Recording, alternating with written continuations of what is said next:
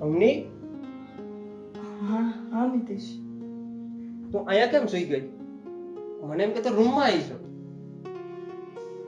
ના, હમણાં ભાઈ આવ્યો હતો. તારો ભાઈ હા, વિશાલ આવ્યો હતો. આટલી રાતે? હા કઈ થયું છે? કઈ પ્રોબ્લેમ? હા, શું થયું? કંઈ નહીં. એને એવું કીધું કે કોઈ કોન્ટેક્ટ ના કરતી મને કે પપ્પાને બેમાંથી એકને, કારણ કે છે ને પપ્પા બેંક કરપ્ટ થઈ ગયા છે. શું? એ જ તો વાત છે. પપ્પા ને ભાઈ બે?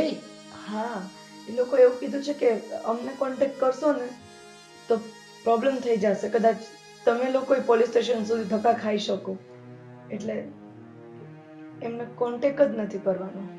ને મારું બેંક અકાઉન્ટ, મારું ક્રેડિટ કાર્ડ બધું સીઝ થઈ ગયું છે. તારું પણ? મારું પણ. પણ તારે મને બોલાવાય તો ખરી ને ત્યારે. હું તો પોતે જ શોકમાં હતી કે મને સમજ જ નહોતી આવતી કે હું શું કરું. ભાઈએ એવું કીધું કે પપ્પા જે દેખાડો કરે છે ને એવું તો કઈ હતું જ નહીં. અમારી પાસે એટલા રૂપિયા હતા જ નહીં. એટલા રૂપિયા હતા જ નહીં? ના, અને પપ્પા ખાલી આ બધું દેખાડો જ કરતા હતા. કાલે નોટિસ આવી ને ઘરે ત્યારે ભાઈને ખબર પડી કે આવું બધું થઈ ગયું છે. એટલે ભાઈ અત્યારે વયો ગયો છે. એને કીધું છે કોઈ કોન્ટેક્ટ ન કરતા. હવે મને નથી સમજાતું કે આપણે શું કરશું. એટલે તારો ભાઈ અને પપ્પા બંને? હા, બને. એક તો મારા પપ્પાનું ને ભાઈનું આવું થઈ ગયું છે ને આપણે અહીંયા વાત કરી દીધી છે. હવે શું થશે? આપણે કેમ કરશું? આપણું ફ્યુચર શું? હું છું ને તારી સાથે, તો શું કામ ટેન્શન લેશ? અને ભાઈ અને પપ્પા સાથે બધી વાતો થઈ ગઈ છે, હું પણ મારે તો વાત કરી લઈશ, બરાબર છે? અને આ જે પ્રોબ્લેમ આવી છે એનો તો સામનો કરવો જ પડશે, બરાબર છે? એટલે પ્લીઝ જો બને તો ભાઈ અને પપ્પાને કોન્ટેક્ટ ના કરતી, જેથી કરી આપને પ્રોબ્લેમ ન પડે. ના, એવી ભૂલ હું નહીં કરું. હું કોઈ જાતના કોન્ટેક્ટ કરીને હવે તને વધારે પ્રોબ્લેમમાં નહીં નાખું. આઈ પ્રોમિસ, હું નહીં નાખું વધારે પ્રોબ્લેમમાં તને. કે હવે આપણી પાસે એકેય રસ્તો નથી, બરાબર છે? સારું, ચાલ એ બધું તું છોડ, ટાઈમ થઈ ગયો છે બહુ લેટ, બરાબર છે? તું સુઈ જા, ચાલ. ના, મને બીક લાગે છે રૂમમાં જતા. હું એકલી નહીં રહું આજે. હું આવું છું, બરાબર છે? લાઇટને બધું બંધ કરી તું ચાલ.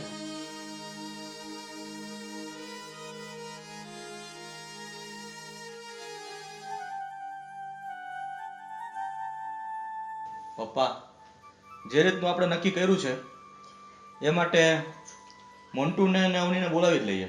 હા બેટા.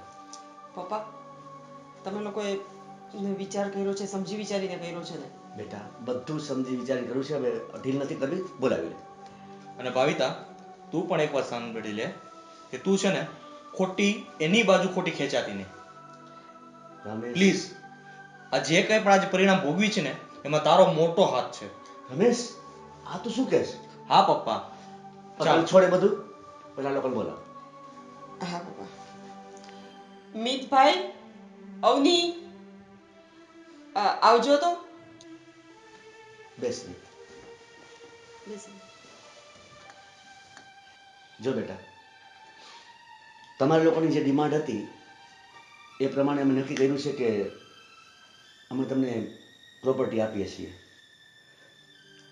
જો તમારા લોકોના મનમાં જે હોય તે, બેટા તું પણ મારો દીકરો છે, પણ જો હું તને ભાગ નથી આપતો, મારી ઈચ્છા પ્રમાણે અમે નક્કી કર્યું છે ને એ પ્રમાણે તને આપીએ છીએ, બરાબર ને? મિતેશ, તને ઘણી બધી વાતની ખબર નથી, કેમ કે તું ઓફિસે નથી આવતો, આપણા બિઝનેસમાં શું ચાલે છે એ તને ખબર નથી. એટલે આજે તને થોડીક સ્પષ્ટતા કરી દઈએ. તે કીધું ને કે તારે પ્રોપર્ટીમાં ભાગ જોઈ છે, બધું મકાનમાં ભાગ જોઈ છે, તો સાંભળ, આપણી જે ફેક્ટરી છે ને એમાં 4 પાર્ટનર છે, બધાનો હિસ્સો સરખે ભાગે છે. ઉપરાંત બિઝનેસને આપણે આગળ વધારવા માટે આપણે 4-5 કરોડ રૂપિયાની સીસી લીધી છે, મીન્સ કે લોન લીધી છે. એટલે એના બે ડોક્યુમેન્ટ્સ બેંકમાં ગીરવે પડેલા છે. અને અત્યારે તને ખબર છે કે આ કોરોના જેવી મહામારી ગઈ ને અત્યારે મંદી ચાલે છે, તો ધંધામાં પણ એવું કંઈ ખાસ અત્યારે આપણે કમાતા નથી. એટલે તને ભાગ નથી આપતા, પણ તારી આ જીદના કારણે પપ્પાએ એવું નક્કી કર્યું છે કે આપણી જે 10 વીઘા જમીન પડી છે ને ગામડામાં, એ તને આપી દે. કે એની જે કાંઈ ઉપજ થાય, એમાં જે કાંઈ બી તું કમાને એ બધું તું રાખ. ઉપરાંત ત્યાં એક આપણો બંગલો પણ છે ગામડામાં, પહેલા આપણે રહેતા હતા, એ ખાલી જ પડ્યો છે. તું ને અવની શાંતિથી ત્યાં રહો, તમારે જે લાઈફસ્ટાઈલ જીવવી હોય ને ત્યાં તમે જીવો. અને તારે પૈસાની જરૂર પડશે, અમને ખબર છે, તો પપ્પા તને અત્યારે 50,000 થી લાખ રૂપિયા એમની પાસે છે એ તારા ખાતામાં ટ્રાન્સફર કરી દે છે. તમે લોકો એન્જોય કરો, તમારે જેમ જીવવું હોય ને એમ જીવો. અને એવું ન સમજતો કે અમે તને પારકો કરી દીધો છે. તું મારો નાનો ભાઈ છો અને રહેવાનો જ છો, પણ ઘરમાં રોજ ઝઘડા ન થાય, ખોટી મગજમારી ન થાય, કે આપણા એકબીજા પ્રત્યે છે ને એમ માનસિક રીતે ઓલા ન થઈ જાય ને આપણે, એટલા માટે પપ્પાએ આ ડિસિઝન લીધું છે. બરાબર છે પપ્પા? right. તમારે હવે મોન્ટુને કંઈ કહેવું હોય તો તમે કહી શકો છો. પણ ભાઈ બેટા જો સાંભળ, અમે લોકોએ સાથે મળીને આ ડિસિઝન લીધું છે. એટલે તું એમ ન માનતો કે અમે તને બળજબરીથી આપીએ છીએ કે અમે મન કમને આપીએ છીએ. એવું તું ન વિચારતો. પણ પપ્પા અને મોન્ટુ, બીજી વાત, જો તારે ક્યારેય પણ પૈસાની જરૂર પડે, કઈ અડધી રાતે અમારું કામ પડે ને તો બિંદાસ ફોન કરજે. તારે જોતા હશે ને તો પૈસા અમારી પાસે હશે ને એટલી મદદ તને કરશું. એટલે તું ટેન્શન ન લેતો કે અમે તને કાઢી મૂક્યો છે કે તું અમારાથી નોખો છો, એવું કાંઈ જ નથી. પણ આપણે બધા રાજી ખુશીથી રહી શકીએ ને અને શાંતિથી રહીએ ને એટલા માટે આ પગલું ભર્યું છે. અને બેટા, રમેશે જે વાત કરી ને, મેં તારા એકાઉન્ટ પર 1 લાખ રૂપિયા ટ્રાન્સફર કરી દીધા છે. અને હજી તારે વધારે પૈસાની જરૂર પડે ને તો ચિંતા નહીં કરતો. હું તારા ખાતામાં ટ્રાન્સફર કરી દઈશ, બસ. પણ પપ્પા બેટા સાંભળ, તારે કાંઈ બોલવાની જરૂર નથી. અમે ઈચ્છીએ છીએ ને એ પ્રમાણે હું તને આપ્યું છે. જો તમે આ ઘરમાં રહ્યો ને એમાં અમને કંઈ પ્રોબ્લેમ નથી, પણ તમે લોકો હેરાન ન થાવ, તમને કંઈ પ્રોબ્લેમ ન થાય ને અમની, એટલા માટે પપ્પાએ અને રમેશે આ ડિસિઝન લીધું છે. બાકી મારી તો જીદ છે કે તમે લોકો અહીંયા જ રહ્યો. પણ હવે પપ્પાએ ને જે ડિસિઝન લીધું છે એ કંઈક તમારા લોકો માટે જ હશે ને, એટલે તમે જરાય ચિંતા ના કરતા. અને હા અમની, તારે પણ કંઈ પણ જરૂર હોય કે ક્યાંય પણ મારી હેલ્પની જરૂર પડે ને તો બિંદાસ મને ફોન કરી દેજો. હો મિતભાઈ? બેટા ભાભી એવું નથી. બસ અમારે બેટા, જો હવે તારે કંઈ બોલવાની જરૂર નથી. અમને ખબર છે કે અમની જે લાઈફસ્ટાઈલમાં ઉછરી છે ને એ આપણા ઘરમાં એડજસ્ટ ન થઈ શકે. તો તમે બે જણા તમે અલગ રહ્યો તો તમે તમારી લાઈફ એન્જોય કરો. અને અમે બેઠા છીએ ને, હા. રમેશ છે, ભાભી છે, તારે ગમે ત્યારે કઈ જરૂર પડે તો અમે લોકો હાજર થઈ જશું. હા. બેટા તું જરાય ચિંતા નહીં કરતી. એટલે મોન્ટુ, બીજું તો કાંઈ હવે કહેવાનું રહેતું નથી, પણ તમને જ્યારે અનુકૂળ હોય ને ત્યારે તમારો સામાન પેક કરી ને તમે કહેજો.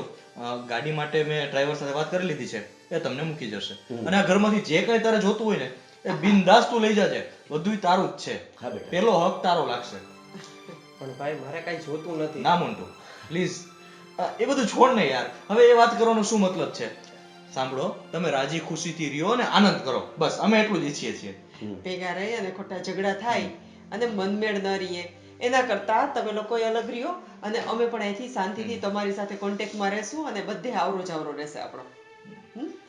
સારું બેટા આ બધા ડોક્યુમેન્ટ્સ મેં તૈયાર કરાવી દીધા છે અને તને ગામડે ડોક્યુમેન્ટ પહોંચી જશે.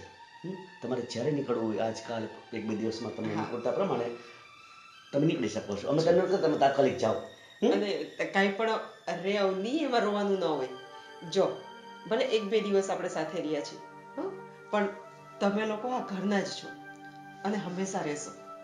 અને કાંઈ પણ મદદની જરૂર પડે ને તો મને કહેજે. સારું, હવે તમે લોકો છે ને તમારી તૈયારી કરો અને હું પણ તમને હમણાં હેલ્પમાં આવું છું. ચાલો ચાલો. ચાલો મિતભાઈ.